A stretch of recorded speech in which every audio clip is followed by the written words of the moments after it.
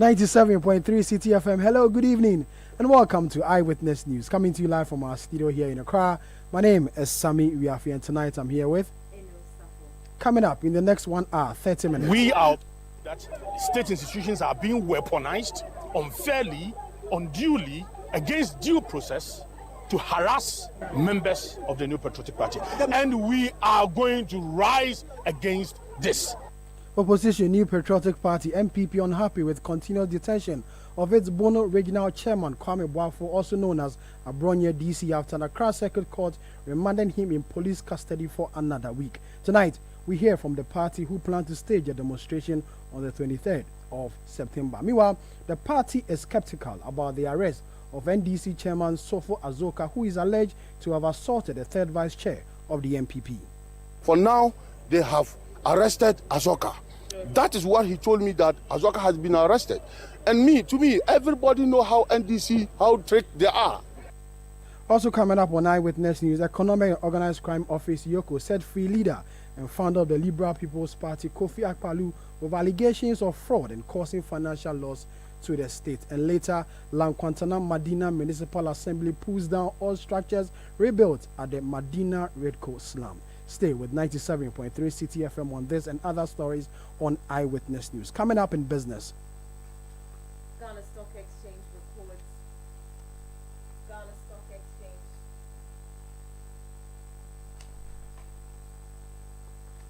Ghana Stock Exchange records 87% drop in August trading activity. Eyewitness News is live on our affiliates across the country, around the globe. We're on Citi, Newsroom.com. Talking about affiliates, if you are in the Western region, you can hear us on Beach 105.5 FM and Sky 93.5 FM, both in Takrady. In the Bono region, we are live on Greener 95.9 FM in Sunyani. In the Ashanti region, we are live on Agriempa 99.9 FM. In the Volta region, hear us on Heritage 107.3 FM in Hohoe, as well as Freedom 88.1 FM in Sogakope. In the Northern region, we are live on Radio Gaki 88.3 FM in Saboba. And in the Upper East region, we are live on Quality 88.7 FM in Garu. In the Northeast region, we are live on Nobia FM 98.1 FM. You can join us with your WhatsApp messages. The number is 0549 986 996. 0549 986 996. Let's do our first story. The Bono Regional Chairman of the New Patriotic Party, Kwame Boafo, popularly known as Abronya DC, has been remanded into police custody for 2 weeks by an Accra Circuit Court. He was arrested on Monday over what police described as offensive conduct likely to breach public peace. Speaking to journalist, Abronya's lawyer, Enoch Afuakwa, said the court granted the remand to give prosecutors more time to carry out investigations. The Abronya, to use that as a punishment against an accused person who has not pleaded guilty to the offences that he has been charged with. And a clear breach of Article 19(2)C or 1992 Constitution. But we believe in the rule of law in due process. Certainly, we have the instruction of our client to pursue their matter. And as far as that is concerned, we will climb up and make sure that his liberty is restored. Certainly, he has been remanded into police custody. When is the next agenda? Therefore, 2 weeks. So certainly, we look forward that we come back on the due on the return. What was day. the spirit of your client? I mean, we saw him raise his fist to cheers Yeah, for party Mr. Kwame Boafo supporters. Abronya is a man full of life. He knows this, that this is just mere political persecution. Yeah. And certainly, he's hopeful that yes, his liberty will be restored one day. And yes, he's pursuing what he's pursuing in furtherance of democracy. There are reports he's on a hunger strike. Can you confirm that for us? Oh, certainly. Once you are being handled this way, will you trust that the same people handling you in a manner as if you have committed treasonable offense? When they give you water, will you take it? When they give you food, will you take it? Certainly, he needs to protect his life. And under the circumstances, the reason that he's on hunger strike. Enoch Afuakwa is lawyer for Bono Regional Chairman of the New Patriotic Party, Kwame Boafo, popularly known as Abronya DC. Let's go to the phone and speak to Henry Nanabuachi. He's the national organizer of the MPP, and the party says they're unhappy with the continuous detention of the Bono Regional Chairman. Nanabi, good evening. Thank you very much for your time. Good evening, Sammy. Many will say that the law is taking its course. Why is the MPP not happy when the law is taking its course? This is not the case. The police invited our Bono regional chairman on Monday. He went to the police CID with his lawyer. Then he was arrested. Then he was kept in police custody till the following day, where he was brought before a court.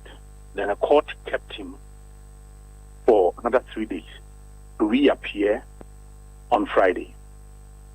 Now, these charges are all misdemeanor. And I just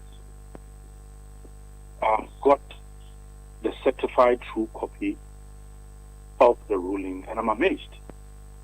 Now, the judge in his ruling said that accused person before the court is facing 2 charges of misdemeanor.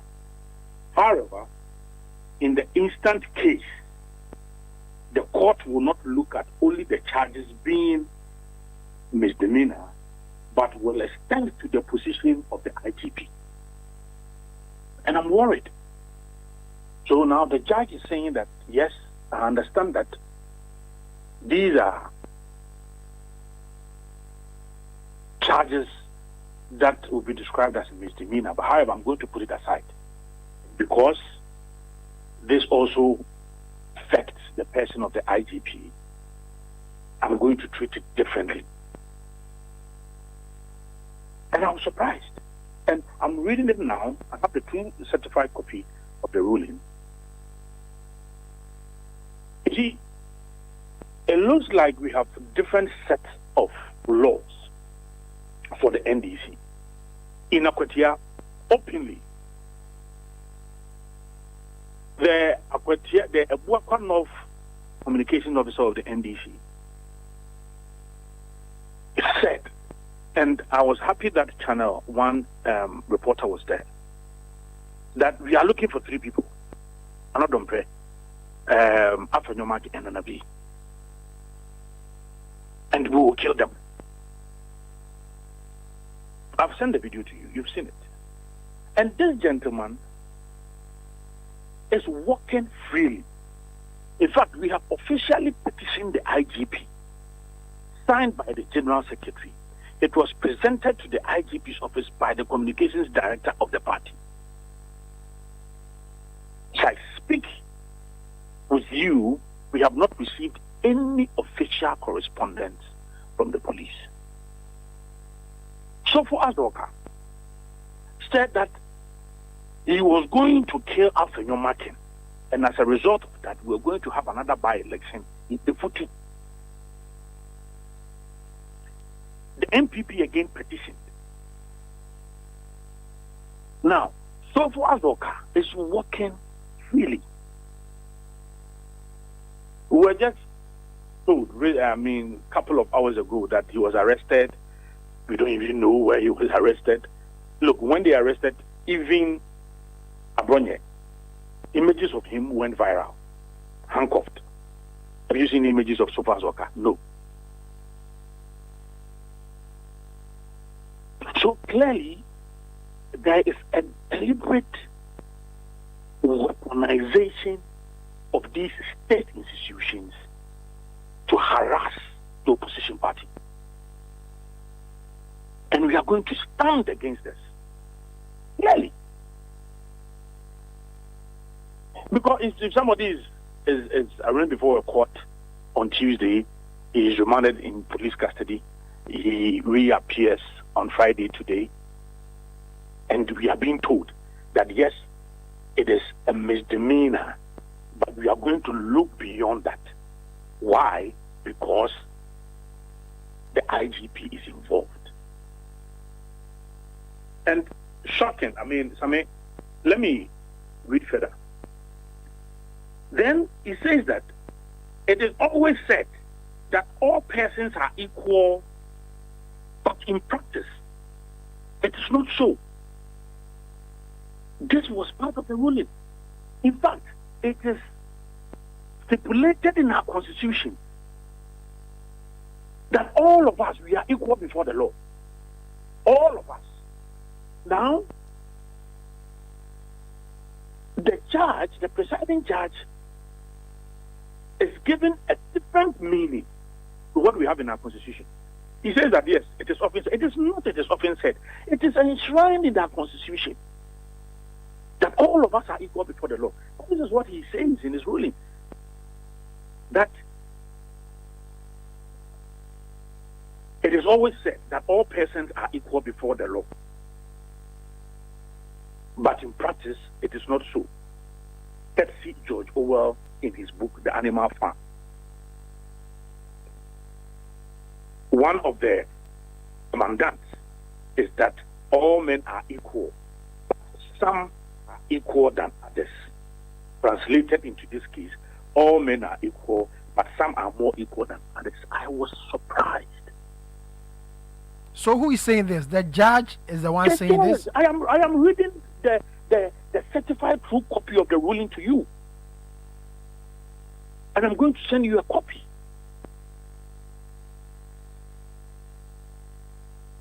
This is the presiding judge delivering his ruling.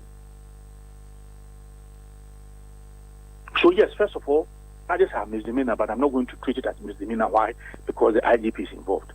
Secondly, yes, it is often said that all are equal, but some are equal than. How? It is the Constitution saying that all of us are equal before the law. It is not, it is often said. But yet, this found expression in the ruling of the presiding judge. If the charge against him is misdemeanor, you are a lawyer. If it's misdemeanor, exactly what did he do for these charges to be leveled against him?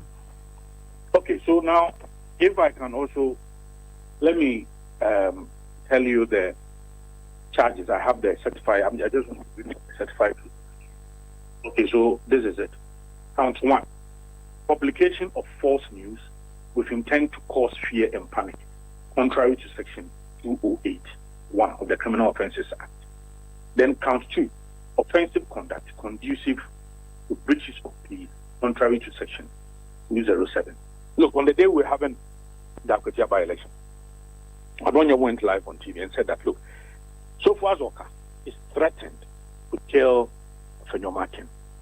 There's also another gentleman, the communications officer, who says that they are looking for 3 people, my good self, Anodon Prayer, and Afenyomakin, and they want to kill us.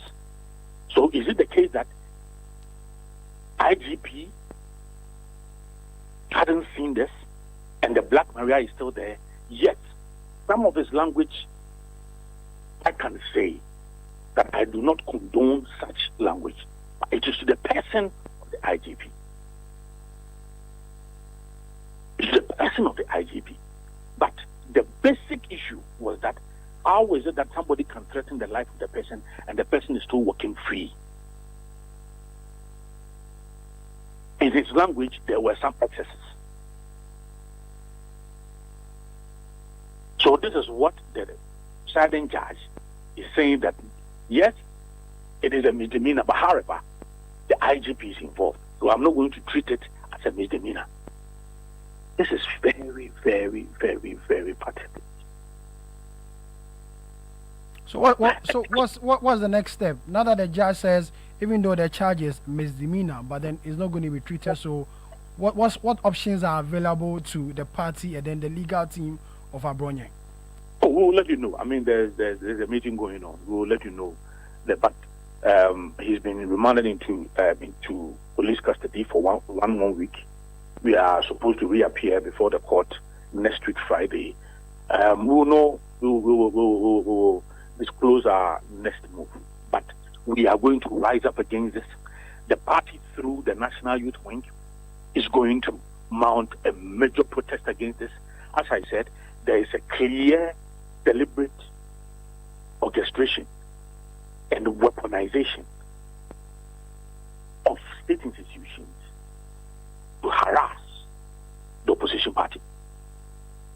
I have a text here from Ahmed in Tamale, who says that, and I quote, "Why is Nanabi complaining? During the time of the MPP, we saw similar situations. So why should he be complaining at this time?" Look, you know what? Nanado now is an angel to many people, including myself. we were in this country. There's this Samuel Gunto guy who said that any time Nanado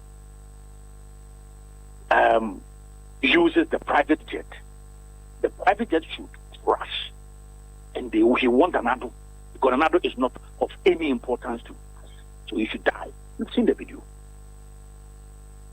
Did we weaponize state institutions to go and arrest him? If I can give you countless. Look, even Nanado himself, at the point, there was some element in NDC who accused him. Very, very unfortunately, he accused him of being behind the death of his first wife. They used all of this for politics. All. Look, they accused Nanado of so many things. His Excellency Nana Dankwa Akufo-Addo weaponized state institutions against these people. You are where? You are in this country. The things they said.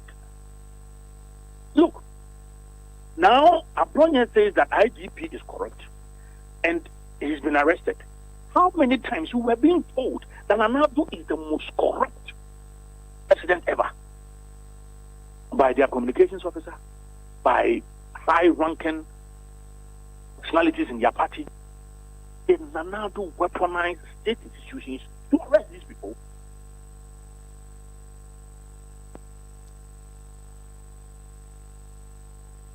We are now seeing the true nature of His Excellency President Mahama. And clearly, there is that agenda to weaponize state institutions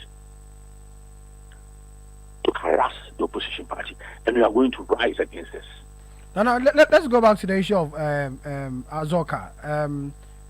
I was with you in Akwetia. You made a call for him to be arrested because of the alleged assault. The police issued a statement this morning announcing that he's been arrested and that he will be arraigned before court. Even though you raised issues with this, you don't think is a step in the right direction? You made a call for his arrest. Now the police say they have done so and that they are going to process him before court. At least you made a call and the police have listened to your call. Not good enough? No, we shouldn't confuse two things. Look, this was a matter where Alhaji Masawudu, the national third vice of the New Patriotic Party, officially made a complaint to the police regarding the physical assault on him by Azoka. That is the matter the police is referring to. But the statement of death threat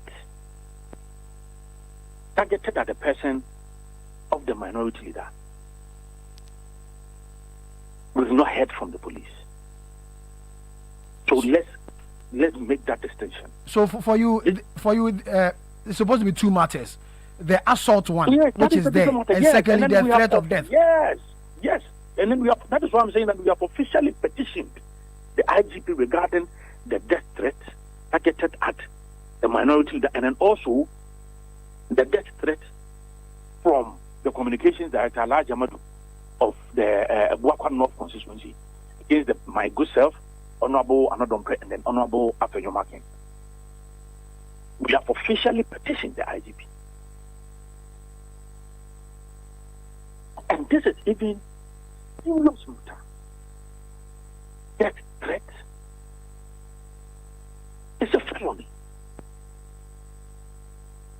But then, if he's been arrested on the first one, which is the assault, then maybe your case and the reason why you petition the IGP may also be done.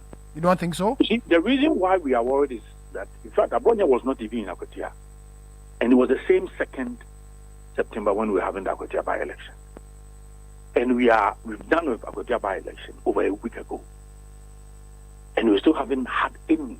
We have not received any official correspondence from the police regarding the petition. We send the police. So clearly, that is worrying. Now, let's talk about the demonstration on the 23rd. Is the demonstration purposely for Abronya or what you consider to be the usage of state resources to come after opponents, which is the MPP? Yes, you are right. Not only Abronya. I mean, it is the fact that there appears to be that orchestration, that weaponization of state institutions to harass the members of the opposition. And that is the issue. That is what we are talking about. And the expectation is that after this demonstration? Oh, yes, we need to register. We need to let the government know that we are going to protect. And that is not the only thing. We are going to line up series of events. We will be alerting the international community. We will be having series of events regarding this. Our democracy is under attack. So what now, if you disagree with anybody on the matter of policy, so you should go after that person? Is that the case? If somebody vehemently criticizes you, then that person becomes an enemy, and for that matter, you need to what? Go together, state institutions to go after that person. Is that what we are talking about? No. And that is exactly what President Mahama spoke about when he was the opposition leader. That is what I'm saying today. Many people are seeing our former president as an angel, Nana Dankwa Akufo-Addo, who will take in every criticism constructively. You can insult him. He is not going to weaponize the institutions against you. Okay, Nana, thank you. Thank you very much for your time. Nana B, Henry Nana Boachi, National Organizer of the New Patriotic Party, the NPP. Still staying on this matter, the minority leader and member of parliament for the Futu constituency, Alexander Penyomakin, was in court today and spoke to journalists after proceedings. Why would the police investigating a matter and has its own police cells decide to send a citizen who is being investigated on a matter which is a misdemeanor into NIB custody?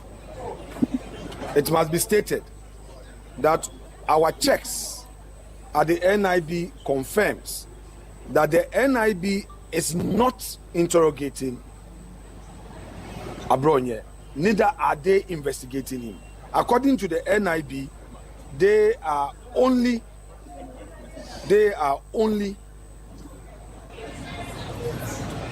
recipients of the man Abronye. In other words, the police sent him there that they should keep him.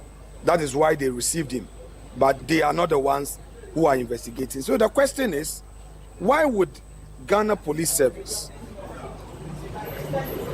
claim to be investigating a person and rather decide to send him to NIB cells? Is it to punish him or what? Then they kept him the whole of Monday night, and Tuesday morning, being the 9th, he was brought to court. The police insisted that they still needed him for further investigation. Therefore, they want him to be remanded into lawful custody. Of course, the judge upheld the application and remanded Abronye to be brought to court today. And the sad part of it is that when he left court, the police handcuffed him. By the way, the man was handcuffed and secures a remand. The remand is into police custody because you, the police, claim that you need him for investigation, further investigation. You need to interrogate him further. Now, to surprise you to know that the police again sent the regional chairman to NIB cells. And not that he's being interrogated, nobody is interrogating him. So it is clear that his rights are being abused using the court as a channel. Ladies and gentlemen of the press, yesterday when a UK Minister of State visited Parliament, in my interactions, I had this to say, that the time has come for political leaders to end the I do you, you do me, or you do me, I do you. Alexander Penyomake is the minority leader in Ghana's parliament. This is Eyewitness News coming to you live from our studio here in Accra. Eyewitness News. Be there as it happens.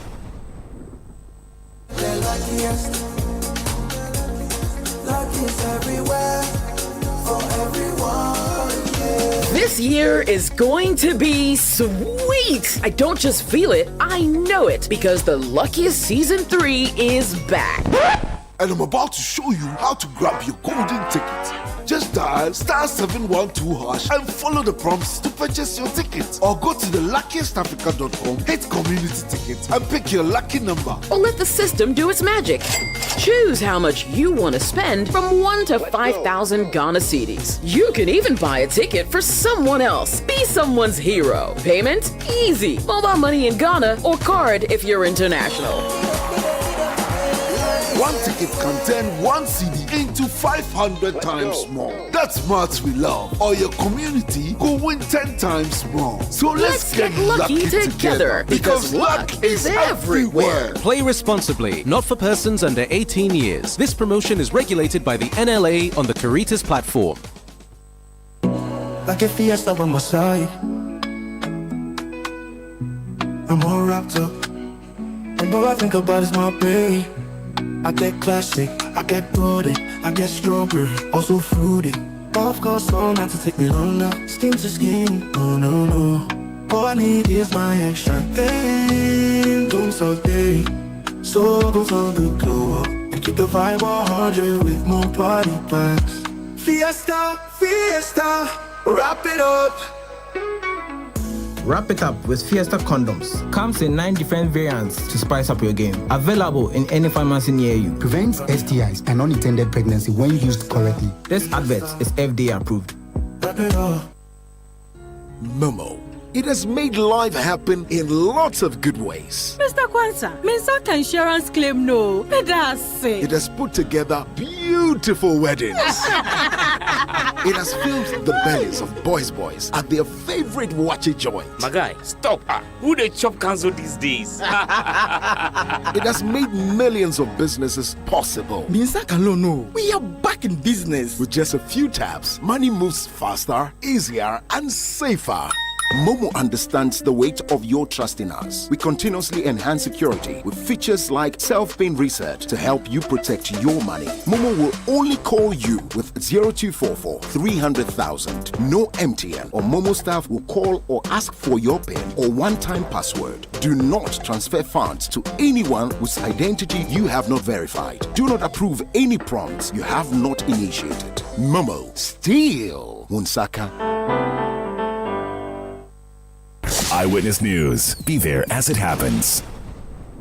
You're welcome back. You're still listening to Eyewitness News coming to you live from our studio here in Accra. Let's continue on this particular subject matter of the arrest and continuous detention of Abronye. Let's go to the phone and speak to private legal practitioner Martin Pebu on this matter. Mr. Pebu, good evening. Thank you very much for your time, sir. Good evening. Good. Let me take your opinion on this development, the continuous detention of Abronye, the Bono regional chairman of the MPP. The MPP says what the police service or in general what is happening is not the best as far as the law is concerned. You agree to that or you disagree? Oh, definitely I agree in respect of this particular case. I absolutely agree. This is a misdemeanor. So that's to say, in law, it's one of the smallest offenses. And it is even said that when it is before the court, the accused person can go and plead. Even if the complainant is not agreeing, let's even take our time and explain this way. When the case is called in court, after bail has been granted or refused, the accused person through his lawyer, or if he doesn't have a lawyer and he knows the law, he can even plead that the case be taken to ADR. And ADR means the Alternative Dispute Resolution. That's to say they should try and settle it through mediation, etc. And so when they go and it's worked, then they will come back. The ADR, they've set it up in such a way that there are ADR offices in the court. Okay? Yeah, but in the courthouse, there's an ADR office. There are people there, trained personnel there, etc., who can go through. And if it's succeeds, they will come back to court, not the same day. another day, and eventually the case can even be cancelled without the court going into the merits and eventually finding the person guilty and punishing him. So I'm going on and on about this to show that what he's being charged with generally is a small offense. And please, let's be very clear. I don't support the content of or the statements that he made. No. We are fully analyzing the law to see how we can, help ourselves. Because just a few years ago, it was Kuku Anidohu, okay? Just last year, there was Oliver Bakavomawo, and even the years before, right? And so many people. And let me also mention this in passing. When Kuku Anidohu's own team, and Latifi to your colleague journalist, went to report, cover it at the police headquarters, he was hit on his head, though. The injuries he suffered, it was just God that intervened. That, long story short, we found the money to travel to the US how many years ago to do surgery. Till date, then he went again the second time. Next week, he will go again for another round of treatment. Can you imagine? And so we need funding. So people who want to donate, please, Latif, if you saw his medical bills over $25,000. Okay. So through this, a journalist goes to cover the story and gets hurt, and now he is billed. That's the ones that are pending. The ones who pay over $40,000. Okay. So the point we are making is that, look, this offense is not as big as it's being made out to look or made to look like. It's not. It's a small one. And so generally, we don't refuse bail. No. Because it's a small offense, usually it shows that the person is not likely to run. And so if he's not likely to run, you admit him to bail. Even the big ones that usually we consider in the as ones that the person is likely to abscond, that's a flight risk. In 2016, the Supreme Court said no, we cannot just say blanket, everybody charged with this kind of offense will flee. It's a flight risk, so don't grant bail. So the Supreme Court broke down that law and said the judge should assess each accused person. When an accused person comes, the judge should assess. If the judge sees that the person has strong links, social, economic, political ties, grant bail, even though it is murder, even though it is robbery, even though it is treason, etc. You remember ACT Agodio? We stood for him. He was granted bail. He didn't flee. Eventually, he won the case. Kenneth Kamele, in the same case, also won the case. Then another accused person, 3 of them, they were acquitted. But if we had kept them in custody for 5-6 years, you see the damage would have done. So usually, the law wants to grant bail, okay, if only there are chances that the person will not abscond. Then go into the matter subsequently. If you find him guilty, then you can punish. And even if you are punishing, as I said, the punishment is from fine up to a maximum of 3 years. Maximum 3 years. So this is a small offense that somebody in the position of a regional chairman is not likely to abscond. It's a small offense. The judge can finish and say, okay, punishment, pay fine, let's say 500 penalty units. You can multiply 500 by 12. When we say a penalty unit in law, it is 12 cedis. That's for only Ghana. I don't know about other countries, so it's not general. So in Ghana, 1 penalty unit is 12 cedis. So if they say 500 penalty units, multiply 500 by 12, you get a number of 30 cedis to be paid. Okay? So there's that option. And like I said even earlier, this is a case that even when big people in MPT go to beg IG, this case can be withdrawn. Remember that just a few months ago, didn't Kufuado, or no, if you Kufuado was in charge, IG Yowunu was deputy IG, so you can see that he has some rapport with them on the SPG side. So if the right caliber of seniors in the MPP go to IG and plead with him, this thing can be withdrawn. You remember that, oh, these people, they made me deputy IG. And you know that it's not exams. So to become IG or deputy, it's not exams. You have to have some favor. So you remember how Kufuado gave him deputy IG. So now today, if Kufuado's people are here to beg, look, please, let's drop this case. He will apologize. I believe Yowunu cannot refuse. He can't. You see, so all of this show that this is not a serious case to say he should stay in custody for 1 more week. We can't allow that to happen in this country. So we are begging IG Yowunu. He wasn't in court. It's his men. Those down the ladder. You see, in the services, you hear something they call I service or face fine. So in every institution, there is the institutional politics. So the people charged with this case like that, they will try to get the worst kind of punishment or treatment for Abronye, hoping that IG will be very happy and then it can increase their chances of promotion. But I service do it in a way that the boss will be pleased, so it's fine. So everywhere there's politics. So Abronye can become the victim of internal politics. Somebody who wants promotion. Oh my Lord, we are not done. We need 1 more week, and they throw him in. So by now they are celebrating that. Yeah, I got him remanded. Next time, tomorrow again. Then hoping that IG will hear and be happy that hey, my boys have done well. This is not good policing. This is not good policing. It's terrible policing. Terrible policing. That something like misdemeanor like this, you are saying that Abronye has to stay in custody before you can investigate. Well, then we are not safe. If that is it, then I'm telling you that this country is not safe. If for this kind of offense, Abronye cannot be walking around whilst investigations are going on, then I can bet you that we are not safe as a country. Look, let's be very clear, because this has spoken for how many years now? When Kuku Anigo, who was arrested during NDC, we spoke. People insulted that they said we were foolish, security of the state, Ekufuado security, and we don't love Ghana, we are enemies of the nation, blah, blah, blah. You see, that's what they call you do me, I do you. And that song, you do me, I do you. Man no go vex, right?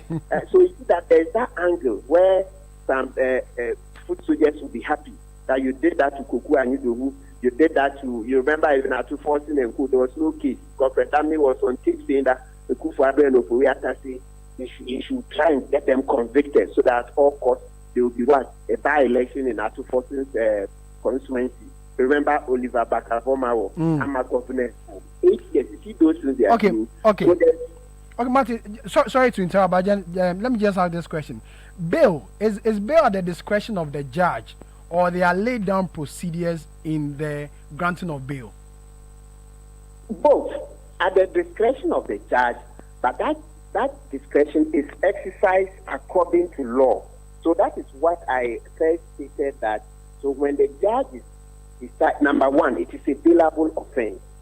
Number two, one of the key things, so we are talking about Section 96 of the Criminal and Other Offences Act, Act 30, Section 96. So you find various ways of going about it. And I'm saying that one of the key things they will look at is this offense. If a person, hypothetically, if a person is convicted, what is the punishment? So generally, when the punishment is very severe, then that's the one that you would generally scrutinize the accused very well to be sure that he doesn't abscond. So assuming it is murder and the accused, is, let's say, unemployed graduate, not even university, let's say SS, just came out of SS, unemployed, no wife, no children, doesn't own property, etc. Then you see that, hey, this one there, no, his roots are very thin, he can run. But flip it to the other side. This is Abronye, regional chairman, and it wasn't just appointment. He had to convince people. You look at people in the Brown Hafu region, had to convince them to vote for him to become chairman. So by that act of persuasion, etc., you see that yes, this man is not a lawyer, he's not a doctor, but he has something that you and I don't have. Okay, and so for him to have succeeded in winning that election, he has some roots. He has strong roots. So this is not a man likely to flee over a matter of a misdemeanor. Even though I can show you murder cases, etc., that we've done, then you see that they are ordinary people. They just granting, they don't run away. Of course, some run away, but I'm just saying that. So some of these offenses, you see ordinary citizens, they don't run away. Earlier on, I referred you to the case of Agojo and Co. They didn't run. The guys in Sawan prison, a lot of them, they were on bail. So you look at it, you see Alan Debra, most of them, they were on bail. So they used to come from home. And the day they were convicted, they came from home, were convicted, and were taken to Sawan. So it tells you that nowadays, the absconding rate has come down. That's how come the Supreme Court declared the offences non-bailable in 2016. So for Abronye to be held in custody for another 1 week, please, we are begging, Monday, the prosecution and the defense, they can go back to court. There are necessary processes they can file, go back to court, and Abronia will be granted bail. That is what, as Ghanaians, we should be hammering. It's allowed. They can file papers in court on Monday morning, and they will be heard the same Monday. The judge will just ask for time to look at it. So you can say, okay, if you've just brought it 9 o'clock, I'm working, I'm busy now. You can go, come back 12 or come back 2 p.m. The judge can look at it. The judge can look at it, and then that same Monday they will grant bail. Otherwise, the other option is that you go to what do you call it? High Court. But the High Court is likely to cause more delays because right now the docket is with the police. So if you go to High Court, whatever you file, a copy will have to be served on Dr. Ayeni. Now, that's the Attorney General. Then the Attorney General, usually in practice, they don't have the full docket. So they cannot answer the things you write inside. Administratively, they then have to write to the police that give us the docket, that the investigations that have been done so far, etc., so that they will look in and respond. All of that cannot be done on Monday. It can cause further delays. Look, a practical example was, you see Oliver, when Oliver and Co, Ama Governor and Co, when they were thrown in last year, we made a lot of noise, protested against the judiciary. You see that when they went to the High Court, because of this matter of bring the docket, etc., you see that there were delays. Of course, we complained to let the courts know that we're not happy with the way our heroes, Oliver, Ama Governor and Co, were being treated. You see, but you saw the delay. So if they go to High Court in this case, it may also delay. Okay. Martin, thank you. Thank you very much for your time. Martin Kwewu is a private legal practitioner speaking to us on the matter. You're still listening to Eyewitness News, coming to you live from our studio here in Accra. Eno has some more related stories. Former Doma East MP Paul Chumberma has asked President Mahama to stop what he calls political oppression against opponents. Speaking to Citi News, Chumberma also appealed to both the NPP and NDC to address incendiary rhetoric in political discourse, warning it undermines Ghana's democracy and peaceful coexistence. You cannot say that the justices issue has a problem. You cannot say that. I mean, they are going to the same process. However, we believe that the leader of the country must help us to resolve this issue amicably. I don't think we need all these policemen, guns, and it looks as if we are having some criminal, deadly criminal situation, and you can see it. I think it is important that we will be able to find ways and means to sit and address this issue as political leaders. We are the cause of our own problems. If we don't continue to find ways and means to solve this issue, we will go like this. Tomorrow another party will come. If we go the same way, it's not going to resolve the issue. That was former Member of Parliament for Doma East, Paul Chumberma. Now, founder and leader of the Liberal Party of Ghana, Percival Kofi-Akpaloo, was on Thursday, September 11, released from the custody of the Economic and Organized Crime Office after spending several days in detention. Akpaloo was arrested on September 3, 2025, over allegations of fraud causing financial loss to the state, dissipation of public funds, and money laundering. He had earlier been granted police bail of 10 million Ghana cedis with 2 sureties to be justified, but remained in custody until meeting the bail conditions. His prolonged detention sparked concern among some party supporters who demanded his immediate release. It is not yet clear whether Akpaloo will face further legal action. Iyoko is expected to provide updates on the case in due course. And his lawyer had agreed to speak to us on Eyewitness News, but as we speak now, we are unable to reach him. Let's read some of your text messages you've sent into the program. Sami from Georgia says, so MPP people can't advise one another in this country. Look at how practically all of them behave and talk in this country. They insult their own party members anyhow. So no party member can advise any member. They all behave anyhow, intimidating people. Bawumia said is true. Daniel from Sandema, Abronya DC's arrest is not political witch hunt. It is simply the law at work. The MPP has no moral right to cry foul because they did worse when they held political power. John from Mio says the right thing must be done, not only against the opposition party, just as Abronya was arrested for wrongful doing, same way Chairman Azoka was also detained in the same way. The law works regardless of any political party in power. Mausi from Abotia in the Volta region says, It is critical to uphold the integrity of our institutions. Criticizing their actions as being weaponized against MPP officials undermines their impartiality and credibility. Abronye's detention of offensive comments should be seen as a legal response rather than political bias. Justice must transcend political affiliation, ensure accountability, and protecting national harmony rather than fostering division based on partisan line. Gastaman in Bekum says, it is shocking how the IGP mobilized nearly 50 armed men for Abronye's court appearance, whilst Langas are warning people across the length and breadth of this country. What exactly are society's priority or security priority? The judge's remand decision lacks fairness. One day he will also go. Akapo in Ahafomem says the detention of Abronye is a big lesson to those who are bent on destroying people or in the name of politics. Brilliant from South Central Tongue says remanding Abronye into police custody is a very good decision. Too much insult, no attacks and abusive words in the system. Let the law take its course. This is Eyewitness News coming to you live from our studio here in Accra. We'll go for a quick break. When we come back, we have more stories. Detailed news, unparalleled coverage. City News on 97.3 FM.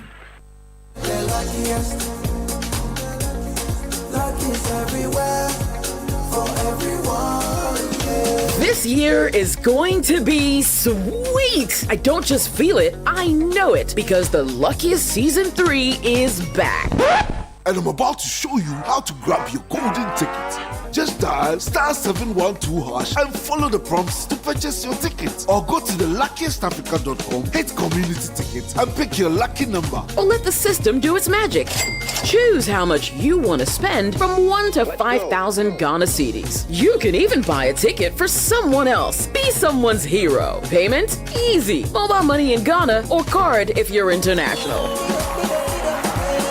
One ticket can turn 1 CD into 500 times more. That's maths we love. Or your community will win 10 times more. So let's get lucky together because luck is everywhere. Play responsibly, not for persons under 18 years. This promotion is regulated by the NLA on the Caritas platform.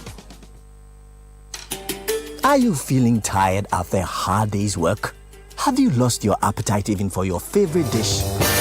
Viral Blood Tonic is a nutritionally balanced, pleasant-tasting tonic fortified with iron and vitamins to boost your appetite and energy levels for high performance. Viral Blood Tonic, easy to take and good for the family. Viral from Danex Iting Starwin PLC. If symptoms persist after 48 hours, consult a physician. This advert is FDA approved. We're trendy and youthful. We're UBA. We are here to make your life better, stress-free and easy. We go the extra mile, beyond your expectations. We will get it done and get it done very well now. UBA, best loans and more. UBA, best customer satisfaction. UBA, best digital solutions. UBA, Africa's global. Retail products, innovative offerings, loans made just for you, attractive interest rates, trading across Africa or sending money. If you want the best digital banking products, including chatting with you on WhatsApp and Facebook, turn to UBA, Africa's global bank. Oh, jump on now. Go, the go. Google me. At what time will you come back where I don't hear the sound of your car? Why you buy new car? No, I not change my car. It be the same ride. It be the fuel way I change. Way one shouts it. Ever since I started using the all-new Excellium Premium Fuel, fortified with 3-in-1 action. Oh, Joe, now my car they run like electric car. No, it's so. This is the type of fuel where they want to. Because now engine they cost. Where they want for way if I buy it, it go protect my engine. And with the small way I buy, I go drive, sir. Absolutely. It's like strapping a turbocharger to your engine and giving it a protector. And what they boss my mindset be the 3-in-1 action, no? Excellium they prevent up to 99% of deposit. It be anti-wear, some be anti-corrosion. Won't pay when I open them. Hey, so where can I find this magical fuel? Just head over to any Total Energy service station and your car will thank you. Hey, then make a finish my gobe fast, then rush go Total Energies. My friend, but why your hand my gobe inside? I give you info. Make a fill the gobe too small. Go! What the gogo? Excellium is designed to protect your car engine, decrease fuel consumption, and lower CO2 emissions. Don't say fuel, say Excellium. Choose Excellium, choose quality. Eyewitness News. Be there as it happens. You're welcome back. Let's do some more stories. The Lankwantanan Medina Municipal Assembly has demolished all structures and shops rebuilt at the Medina Red Coast slum. This follows the Assembly's earlier declaration of the area as a security zone after recurring destructive fires. The Assembly had cautioned that encroachers would face arrest and prosecution. 3 persons were arrested for resisting law enforcement officers during the exercise. Some frustrated traders spoke to Citi News. We were at home when a person called me and told me they were demolishing. When I came, they said everything is going because they need the land. We are also parents and we are having children. For me, I'm having 4 children, 2 at the university, 1 at JHS and 1 at SS. Now school is reopened. How can we take care of them? We don't know. This situation, it has been overwhelming. We want the government to do something because how are we going to look after our children? They will be going to school. It's only NADMO who can. We have not even heard anything from them. And this time, what they have done is too much. You heard a trader whose structure and shop has been demolished at the Medina Red Coast slum. Now, the West African Examinations Council says invigilators are the weakest link fueling exam malpractice. Head of Public Affairs John Kapi says despite stricter measures, some invigilators refuse to enforce compliance, undermining the integrity of the exams. He stated that more than 16 invigilators have already been arrested for misconduct this year. Speaking on Channel 1 TV's Breakfast Daily, Mr. Kapi argued that malpractice persists largely due to poor supervision. For us, it is the invigilators and supervisors who are making the job difficult. The reason being that these are people who have been entrusted with this job of making sure that the candidates, comply with the rules of the examination. Unfortunately, if in their presence, these candidates are still able to do these things that are, not allowed, then obviously they are the major, group that has disappointed us in this whole enterprise. When it comes to teachers, unfortunately, the council does not have direct control over them. It is the Ghana Education Service that has control over them. And I remember very well that before the commencement of the BEC, the Director General of the Ghana Education Service indicated that they would not allow any teacher, or they would deal with any teacher who misconducts him or herself in the course of the examination. John Kapi is head of public affairs at the West African Examinations Council. Now, the Electoral Commission has reopened nominations for the Tamale Central Constituency parliamentary by-election following the withdrawal of 2 out of the 3 candidates who initially filed to contest. In a statement issued today, the Commission explained that under Article 50, Clause 2 of the 1992 Constitution, where more than one candidate is nominated but only one remains before Election Day, a fresh 10-day window must be provided for additional nominations. The new nomination period runs from September 12 to September 21, 2025. Eyewitness News. Be there as it happens. Get the details. Every significant financial transaction, every market movement, and all the policies that affect your business. Citi Business News. Be informed. Time now for Citi Business News on Eyewitness News. I am Inu Safa. Let's settle for the details. Market activity on the Ghana Stock Exchange contracted sharply in August 2025 as both volumes and values traded declined from July's levels. Per latest data from the local bourse, a total of 45.90 million shares worth 203.63 million Ghana cedis exchanged hands during the month, representing an 87.19% slump in volume and an 88.23% drop in value compared to July. Here's more from the August performance. Despite the month-on-month pullback, trading momentum remains stronger than last year. On an annual basis, volume surged 105%, while value traded rose to 15.76%. Year to date, the market has recorded 555 million shares valued at 2.89 billion cedis, reflecting a 14.9% dip in volume, but a striking 123% increase in value relative to the same period in 2024. The numbers suggest investors are tilting toward higher value transactions. Price movements shape market sentiment in August. Cocoa Processing Company PLC led the gainers with 50% surge, followed by Intravenous Infusion PLC. On the downside, Ecobank Transnational Incorporated shed 6.1%, while Calbank PLC, Unilever Ghana PLC, and Access Bank Ghana PLC also closed lower. Emmanuel Opon with that business desk report. Now, the International Monetary Fund has endorsed the Bank of Ghana's latest foreign exchange directives, describing them as a step towards strengthening the city's role as the country's sole legal tender while boosting transparency in the forex market.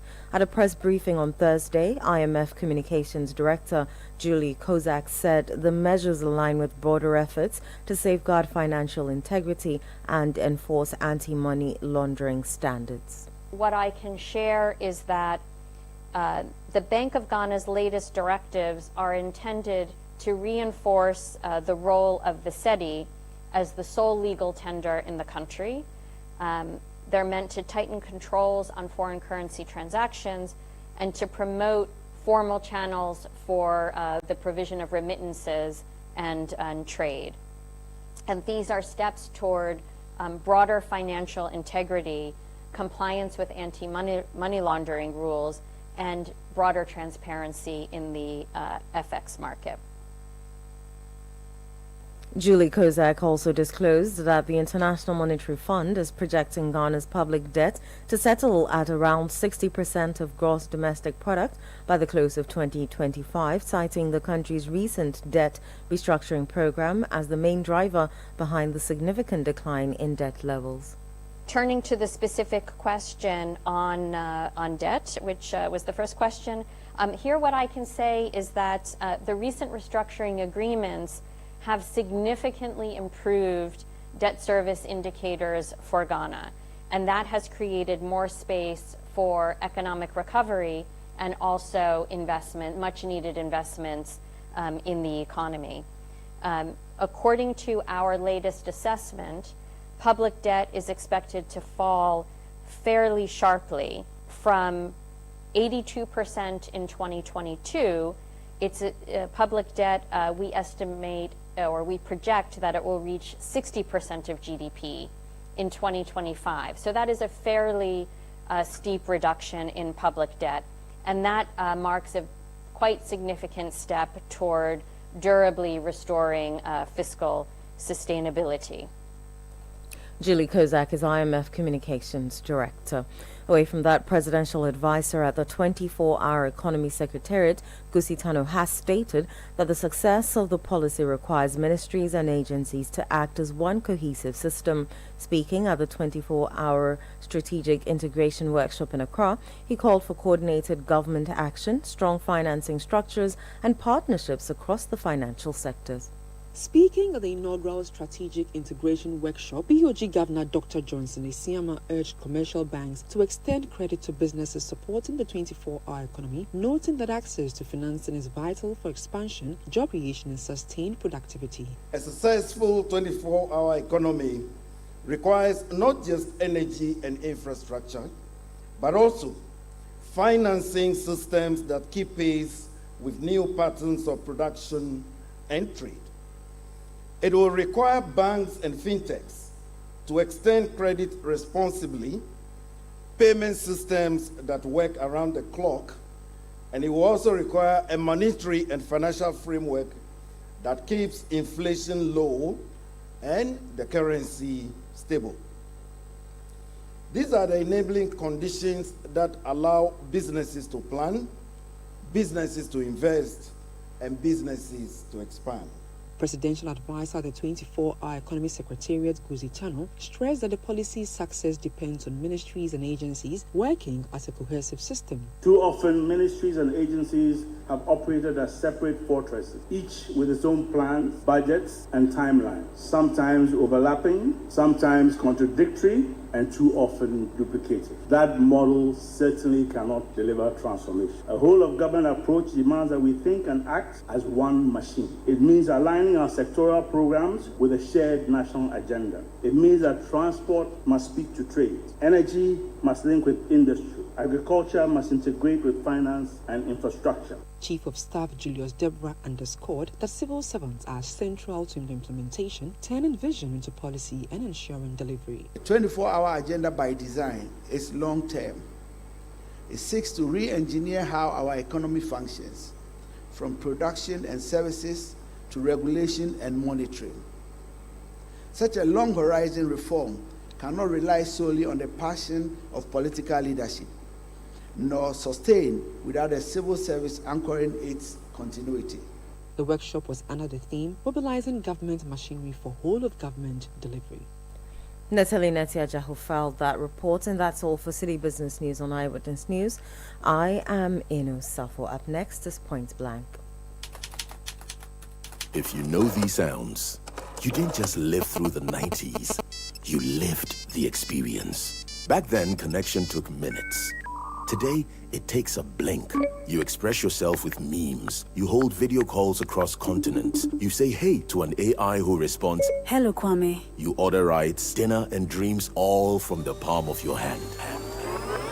A lot has changed, so have we. For over 3 decades, EcoBank has evolved with you, leading digital banking in Ghana and across 33 African countries, pioneering solutions built around how you live, move, and dream today. From our express points to EcoBank Pay, online banking, and the mobile app, we are where you are.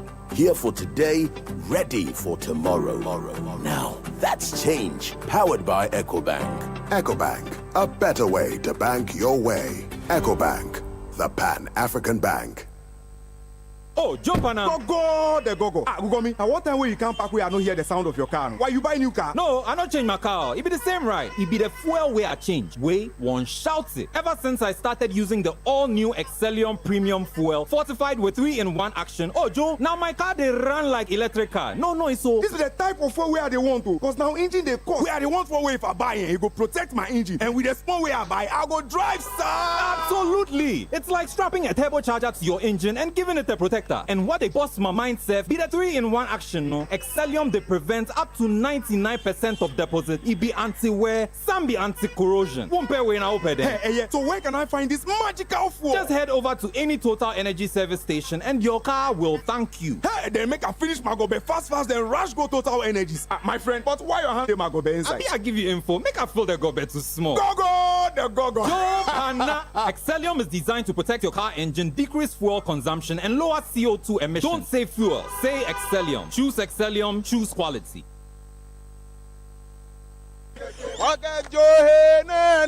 The City Business Olympics is back. It's all about team building, networking, and staying healthy. Everything, be it football, be it basketball, be it Scrabble, be it Excel, we are there. Arm wrestling, we are there. Which game will your company participate in this year? Is it 7-a-side football, volleyball, swimming, basketball, or sack race? Rally your teammates and get ready for action. We know we've gone on a recess, but we are back. You will feel it. Saturday, September 27, 2025. Time 8 a.m. Venue, Eden Heights Sports Complex. Call 0558-973-973 to register your company today. The experience so far has been very great. We are glad to have participated. Let's keep fit, grow connections, and enjoy a day full of energy and excitement. The City Business Olympics 2025 is powered by Citi FM with support from Channel 1 TV, and it's proudly sponsored by UMB Bank and supported by Bethel Logistics.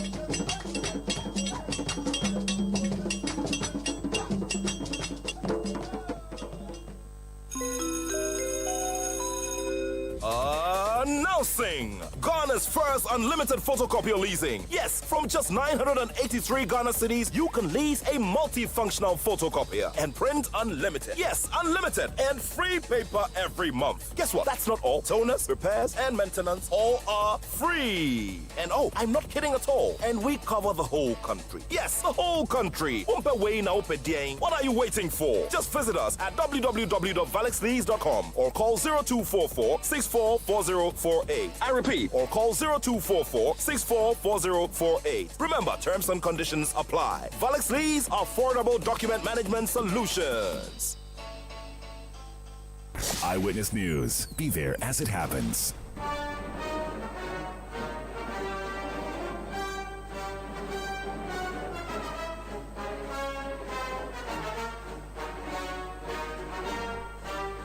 You're welcome back. You're still listening to 97.3 Citi FM. And this is Point Blank. Point Blank is brought to you by Valex Lease Equip Limited. Valex Lease, affordable document management solutions.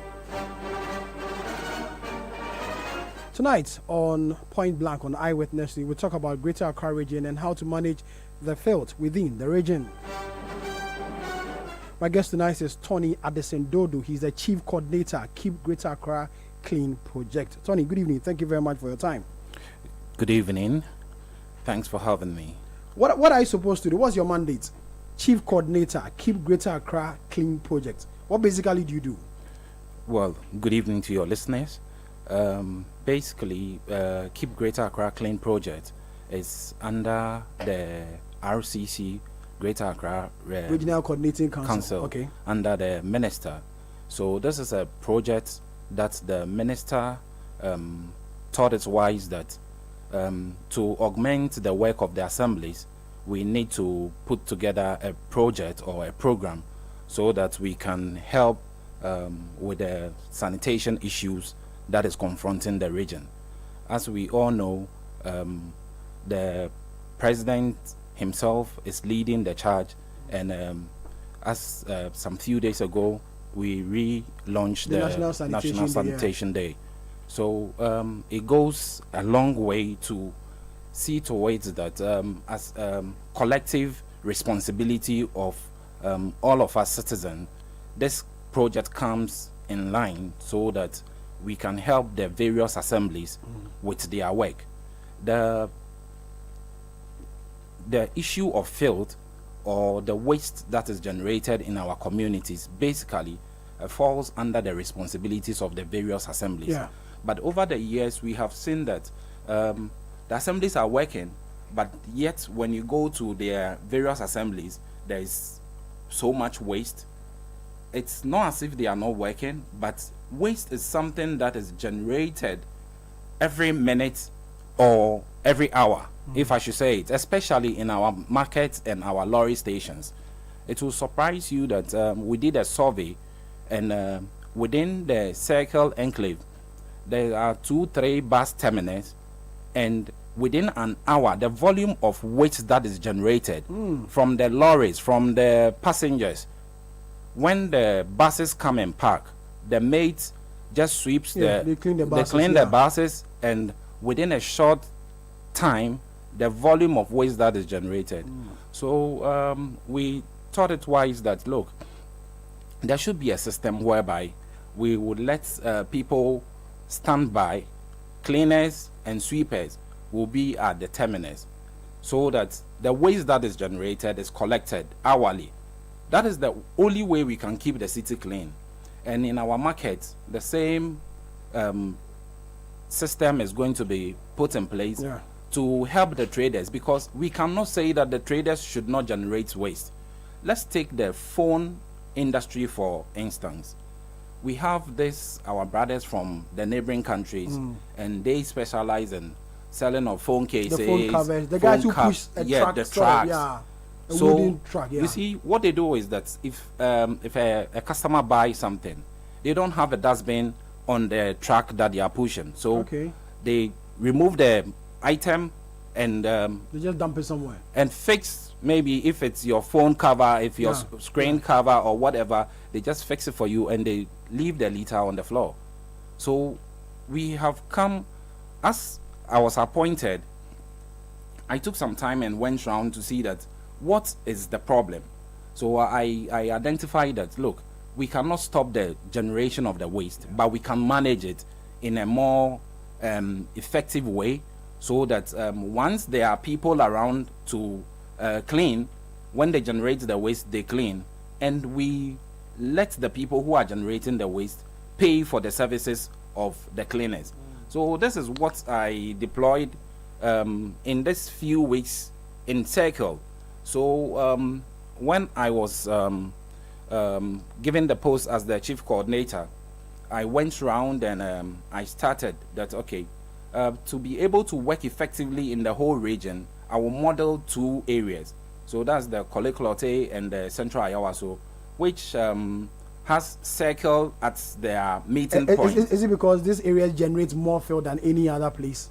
Basically, the issue that has to do with Circle, we see a lot of traders in Circle. Yeah. And when they finish their business, they give the waste that they generate to these people who go around. Those in Abuboya, sort of, yeah. Or most of the time, they give it to the junkies. Okay. People will go that, oh, I'm a waste collector. They take money, 10 cedis, 20 cedis, take the waste from all the shops, put them together in a sack, then they drop it under the overhead bridge, or they drop it in the middle of the Circle. Because you are in the shop, the guy comes that I'm a cleaner or I collect waste. You pay for the waste, he takes the waste, then when he's walking, nobody is looking at him, then he dumps it. So this is what we observed. So we've gone round, we've sensitized the traders, we've spoken to them, we've engaged them that, look, we want to put in a system whereby you will support the authorities and the authorities will work for you. So if you go to Circle right now, you will see that with my coming in, we've been able to secure some dustbins as part of the model to see how we can curb the menace of this waste in our trading places. So we are starting with Circle. It's not as if it's only Circle that we are working, but because it's a model that we want to put it to test and see if we can get the desired result. So we are currently working within these 2 assemblies. That's the Koleklote Assembly and the Central Ayawaso. So it's more or less like a pilot project. A pilot project. Okay. So we're giving ourselves 2 months, and after the 2 months, when we get the desired result, we will be able to replicate it in all the 29 assemblies in Greater Accra region. So because my mandate is to make sure I double as the eye of the minister and the leg as the leg of the minister, to make sure that where the minister cannot go, to make sure that the sanitation issue is taken seriously, I step in and I liaise with the assemblies and the MMDCs and the municipal executives to make sure that their work it's done in totality. Do you think you have come in because the assemblies have failed to manage the situation? That is why there's a need to bring you in as the project coordinator. I wouldn't say the assemblies have failed. The work is overwhelming, and we the citizens are part of the problem, because an MCE or a sanitation officer in a metropolis or an assembly will organize a cleanup, and they will mobilize all the resources that they have to go and clean. Within a short time, the filth is back on the road.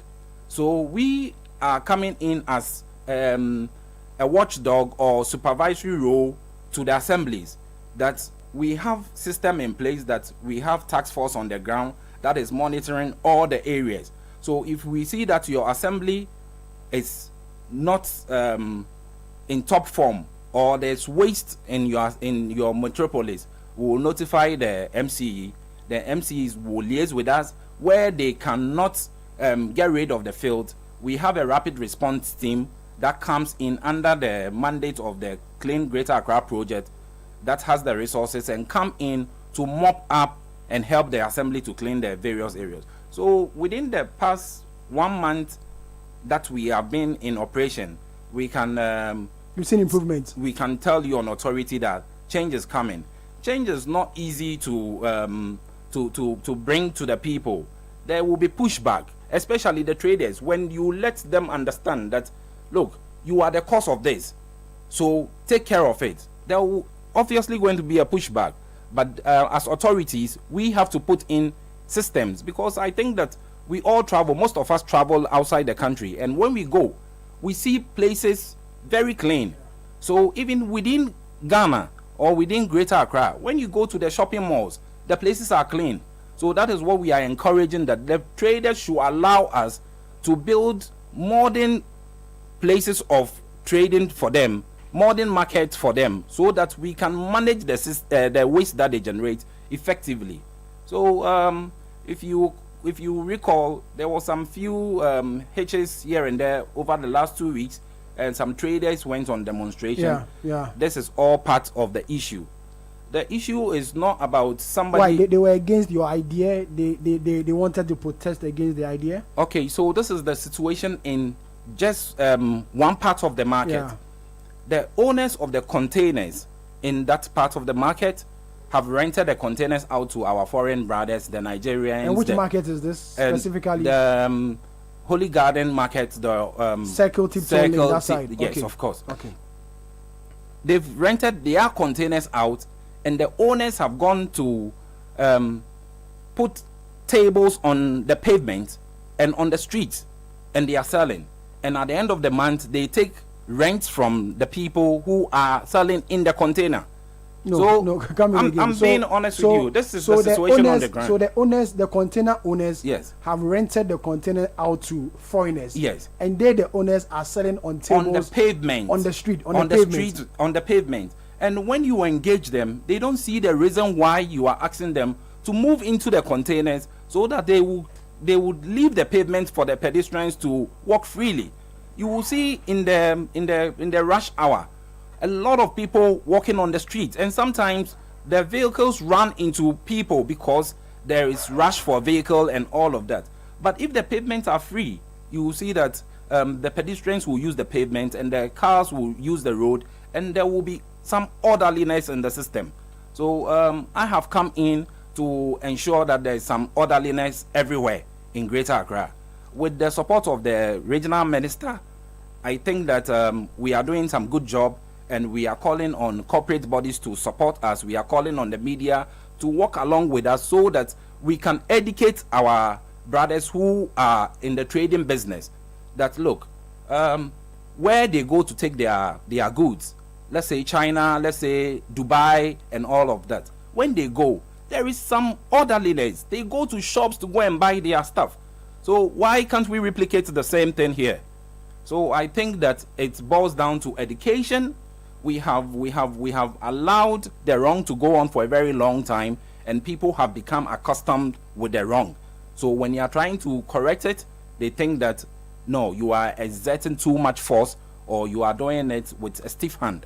So I think that we will be doing a lot of engagement. We will be bringing the media along to make sure that the people who are Ghanaians understand that the authorities are not against them. The authorities want a better way of life for all of us, because we are a developing country and we have come of age.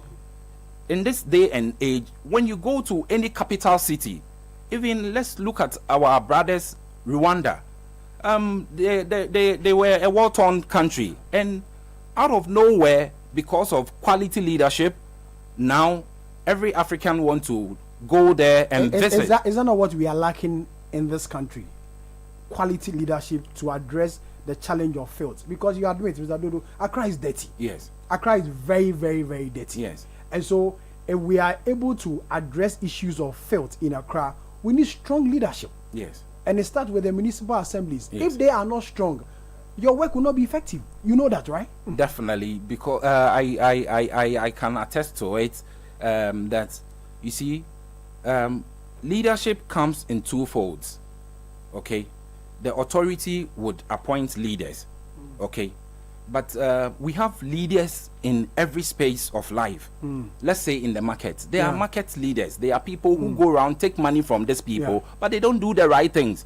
They are market chairmen, they are market secretaries and all of this. They collect the money by using the money to take care of the environment and to make sure that the sanitation menace is kept, they don't do it. So I have come in to educate the leaders, to call them and collaborate with them so that we can get the desired results that we all want. So it's twofold. We cannot say that the leaders have failed, but we can say that we, the citizens, are also part of the problem, because you implement, then within a few months, within a few years down the line, then we go back to the old ways, the square zero, because we become familiar with ourselves. Then somebody will come in, somebody will call from the top, a party person will call that, why are you being so hard on our people? Yeah. It needs to start from somewhere. And I, when I took up this job, I assured the minister that my predecessors have done so much. They wanted to get to about 100%. Some of them were close to about 50%, but I want to get to 90% or 95% with the help of all the stakeholders, especially the media. If the media can give us the opportunity like you are giving me right now, and we can sensitize the citizens, bring them along, educate them. If every media house can give 5 minutes of their time to tackle the issue of sanitation, I think within the next 6 months, Accra will become like what we all desire. Can we raid Accra or failed? Can we? We can. We have the desire. The authorities have the desire to do that. So I think it's a collaborative effort. It's a collaborative thing that all corporate bodies must see to it that they have stake in the issue of sanitation. Because when Ghana is not clean, you should know that visitors will not come, your business will not strive, we will not be where we want to be as a country. So we need to start from somewhere. And the major people who benefit when the country is developing or the country is moving on, and our tourism is growing, is the corporate bodies. So the corporate bodies also have to see that they have to help the authorities, they have to help the government. Some of them are doing it, but we are calling on them to do more. They should support this project, the Clean Accra project. They should support it. When we come knocking on their doors, they should give us equipment, they should give us tools. People are willing to work. You will not believe it. When we started this project, about 1,000 people have come that they want work. They want to be part of the sweepers. They want to be part of the sanitation task force. Because there are no jobs, so at least they will earn something at the end of the month. I think that there is that collective will to get the field out of the way. So when you tell people that, look, we are setting up sanitation task force, we are setting up a system that you can sweep, and it's not going to be like the old system whereby you are being paid a meager 250 Ghana cedis. They are willing to come on board. They are willing to help. So I'm calling on the corporate bodies that if they can support this project, we are assuring them that the fields and the weight that has engulfed the city will be a thing of the past. They should just support us, and with the willpower that the authorities have, especially the RCC has the willpower to make sure that Accra is clean. And my minister championing this cause, that minister is a man-woman minister, and he goes to the areas that nobody dares to go. I think I am learning from her, and I am ready to take the bull by the horn. And with the needed support, when I get it, I think that Accra will change.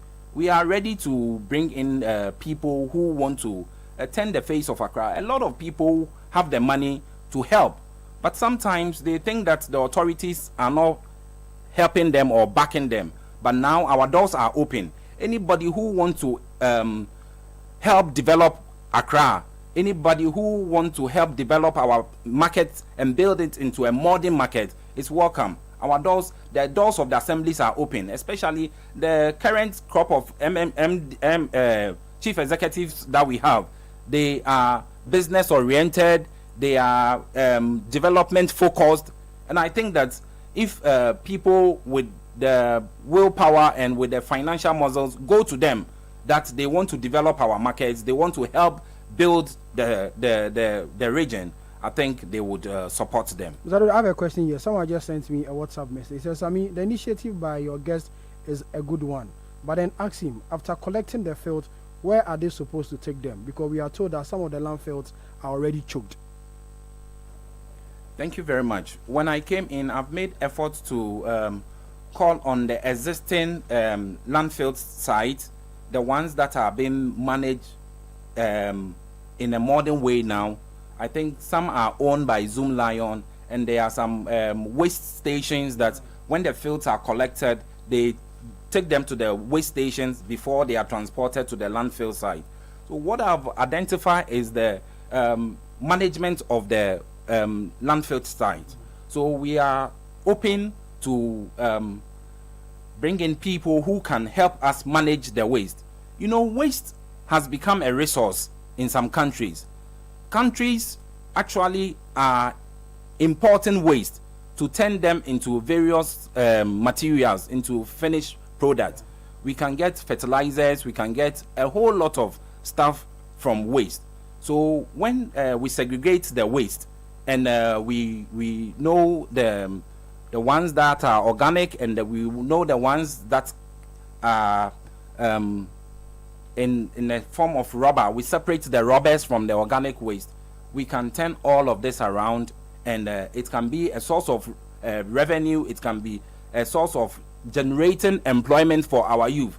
So I want the tester to understand that a lot of strategies are on the table that we are trying to implement to make sure that the current landfill sites are able to hold the waste, and we are going to look for land. Currently, we just spoke to the MCE for Shayo Sudoku, and he's offered to give us land to make sure that we set up a modern recycle waste generating site that we can turn the waste around and create even employment for the people of that enclave. So I think more better ideas are coming, and we are open to receive people who can help us manage our waste and in this region. Thank you. Zadodu, thank you too very much. We have a lot to talk about, but then we've run out of time. I'll say a big thank you for your time. I'll invite you here again for us to continue this conversation. Well, thank you very much for your time. To end it, I would like to call on my honorable MCs that they are doing a good job, but they should help me, and let's all get out onto the field and make sure that the people who are working under us, our sanitation officers, our sanitation workers, are really on the field working. Sometimes when we sit in the office, they come to report to us that they have worked, they have cleaned the system, or they have cleaned the areas, but they have not done that. So I call on them that we should go onto the field and make sure that we get Accra rid of all the fields. Thank you very much for having me.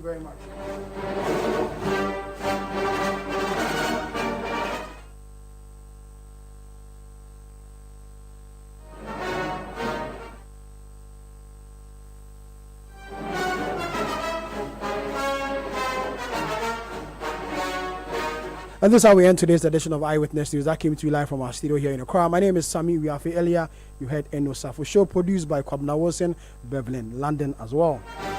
So we'll come your way again. May the good Lord be with us all.